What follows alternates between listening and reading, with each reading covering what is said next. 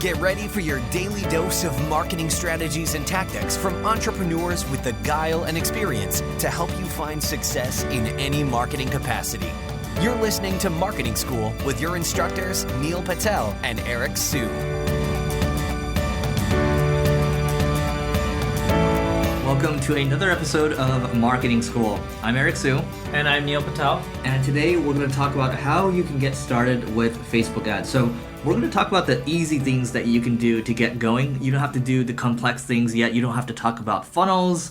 You don't have to talk about, doing all this crazy, retargeting stuff down the road. This is basically it's the basics. So first and foremost, I really like the concept of boosting posts. This is something that I was against in the past. Because I thought it was basically writing a blank check to Facebook. But nowadays, you can easily just look at your Facebook insights, look at what content is engaging, and you could just go out there and boost it, right? There's a lot of great content out there. Digital Marketer had a podcast around boosting posts that is really good. It's really in-depth. That was done by Dennis Yu. So boosting posts, for us, you can target your retargeting list. You can target other audiences as well. And the great thing about it is you just go to your page, you look at what's performing well, you boost it, or you can just boost whatever you think should, go to your audience, or it can go to, even editors at, magazines such as Entrepreneur or Inc. magazine. So boosting posts, you can spend $5 a day, $10 a day, whatever it is. It doesn't have to be expensive.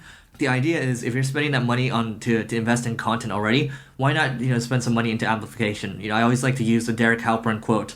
20% of the time should be spent on creating content. The other 80% should be spent on promoting it. So that's it around boosting posts. Neil has some thoughts around page likes. So page likes are one of my favorite marketing campaigns. Currently, right now, this won't last forever, but I'm spending $3,500 a day on page likes. My goal is to get my fan page up to around 750,000 fans. I'm nowhere near there. I think I'm 500,000 or so, some number like that. And the thing I like is when you spend money on fan page likes, it's like you're building your own platform, your own audience that you can keep tapping into. So every time you have a new blog post, you can promote it to that audience, and they're much more likely to like, share, come back to your site so you don't have to keep spending money on it. Or at least keep spending money on ads. Now, here's a caveat. When people just go buy fans and they do the targeting by interest, geography, etc., I found that it doesn't work too well. It only works well when you have an email list, you create a lookalike audience of 1%, and then you build up your fan page, right, running ads targeting that 1% lookalike.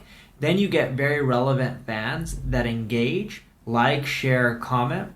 So that way when you post more content on Facebook, they share, comment, etc., and then it spreads virally, right? It's going after their EdgeRank algorithm, which looks at how many fans you have and how engaged they are. So the smaller your fan page, but the more engaged that they are, the more likely your content's going to spread virally. For that reason, this tactic will only work when you build lookalike audiences. If you don't have an email list, go find someone else in your space that'll sell you a portion of their email list. And you can sign a contract that you won't blast out to those people, but it's more so to use it to leverage a lookalike audience. Before you even do all this, don't forget about the pixel. Facebook has a general pixel that you can use now. If you want to make it easy, use Google Tag Manager, set up your pixels, and then from there, create different audiences that you want, and just so you make sure that you have the foundation set up. And then from there, if you want to start with video, because a lot of people are doing video now, you can just use your iPhone in some cases. Let's say you're a real estate agent, right? And you're going around. Well, you can use your iPhone, shoot some video, and you can even transcribe it as well.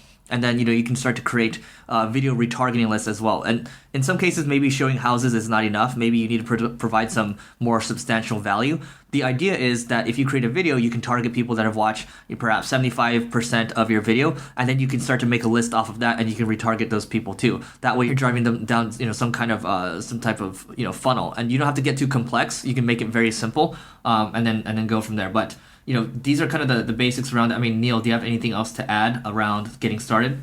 If you're going to get started, don't try to do any complex stuff like driving people to a webinar funnel and try to make money that way, or trying to do Facebook ads directly to leads, because in most cases you're going to fail.